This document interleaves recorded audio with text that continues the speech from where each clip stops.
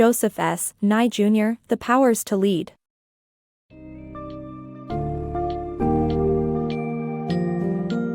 Dive into the summary of The Powers to Lead by Nye Jr., a compelling exploration of leadership and the various forms it takes. Grasp the concepts of a hard power, soft power, and a smart power, and how they influence a leader's approach. Through discussions of historical figures, such as Machiavelli, Sun Tzu, Franklin D. Roosevelt, Lyndon B. Johnson, and more, understand how context plays a pivotal role in leadership and how leadership requires adaptation to shifting situations. Lastly, discover the importance of emotional intelligence alongside traditional intelligence in leadership and how it shapes leaders' decisions and actions.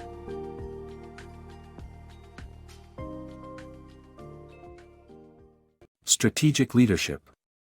Leadership involves shaping a group's objectives and activities, and it relies on a particular kind of power. While some equate leadership with hard power, which promotes fear, Machiavelli stresses that the most effective leaders establish both soft and hard power. Furthermore, the context of leadership is continually evolving, and it necessitates an ever-changing relationship between leaders and followers. The Iliad hero-warrior archetype has shaped ideals of leadership for centuries, but modern leadership necessitates a more collaborative approach. Sun Tzu's emphasis on collaboration instead of confrontation aligns with contemporary leadership values. A leader does not necessarily require heroic qualities to succeed, instead, they should foster loyalty and attract followers to their goals. The charisma of successful leaders. Successful leaders aren't solely a product of hard work, and they recognize the role of luck in their ascent to power. But luck is not the only factor contributing to their success. They also need charisma, a mutually seductive transaction between leaders and followers. Charisma constitutes soft power, which persuades, cajoles and compromises, without resorting to violence. It is never bullying. Leaders who succeed in the communication age combine both soft and hard power, depending on what the situation demands. Lyndon B. Johnson is an excellent example of a leader who managed to use soft power as a legislator and hard power as a president successfully. The best leaders are the ones who adapt, surfing on events as if they were waves.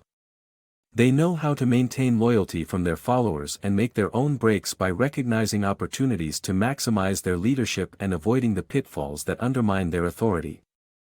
Soft power has its role, even in times of war, since strategic alliances also matter, in which the persuading nature of soft power comes in handy. The ideal leader knows when to use hard or soft power, depending on the situation, because leadership means convincing others you want them to do what they intended to do all along. The balancing act of ethical leadership. Good leadership requires a balance between principles and efficacy. It's not enough for a leader to just be moral, they must also be effective in real-world situations. Leaders who follow a moral code must learn to balance morality with pragmatism. The followers of ethical leaders play a crucial role as they communicate their reactions to that code back to their leaders. Ethical leaders must attend to goals, means, and consequences. They must recognize how the way they achieve their objectives will affect their followers' loyalty. One example of how leadership depends on principle and context is the way public perception of King's non-violent, conciliatory ways changed over time, even among his followers.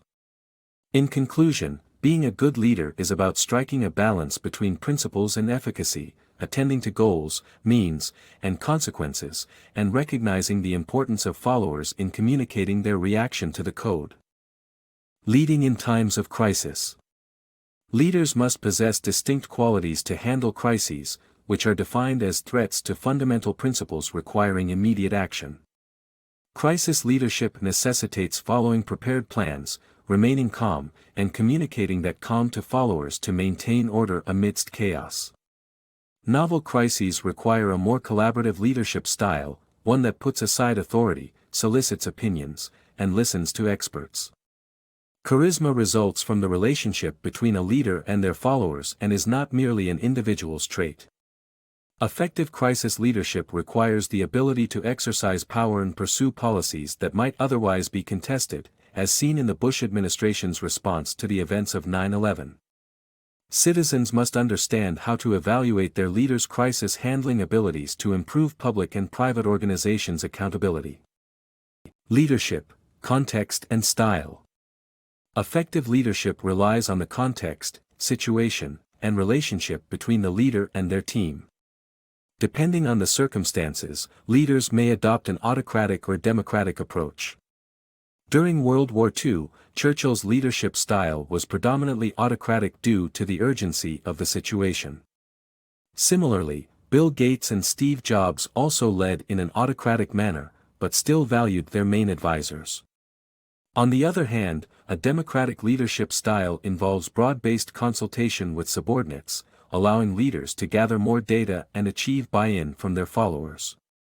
Abraham Lincoln exemplified this style, appointing his political enemies to cabinet positions and seeking contrary views before making decisions. George W. Bush's White House, however, excluded anyone who disagreed with the predetermined policy line, resulting in decisions grounded solely in in-group consensus. Leaders who isolate themselves in this way, much like totalitarian regimes, may lose touch with reality and make poor choices. As the quote goes, "Heroes lack blemish, but leaders have warts," implying that leaders face difficult choices and make mistakes, but it's their ability to adapt to different situations and lead with an appropriate style that ultimately determines their success. The democratization of information and its impact on leadership. Today, more information is available than ever before. This accessibility is challenging leaders who try to hoard information and emphasizes a shift in hierarchies and leadership styles.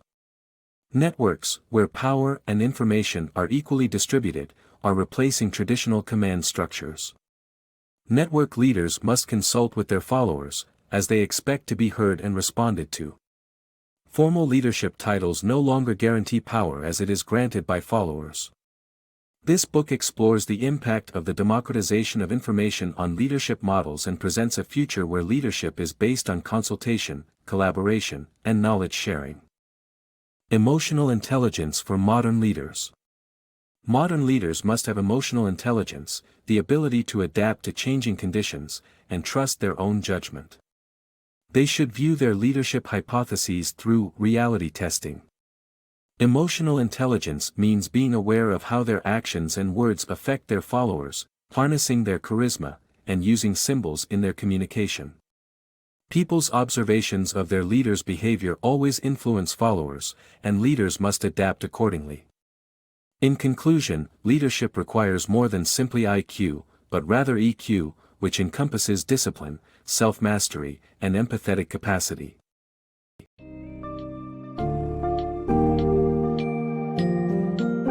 In conclusion, The Powers to Lead dissects the intricacies and complexities of effective leadership while emphasizing the importance of the proper use of hard, soft, and smart powers.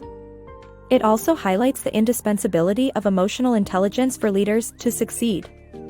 The book underlines that various contexts and situations demand distinct leadership styles, with adaptability being the key to fulfilling the needs of a specific circumstance.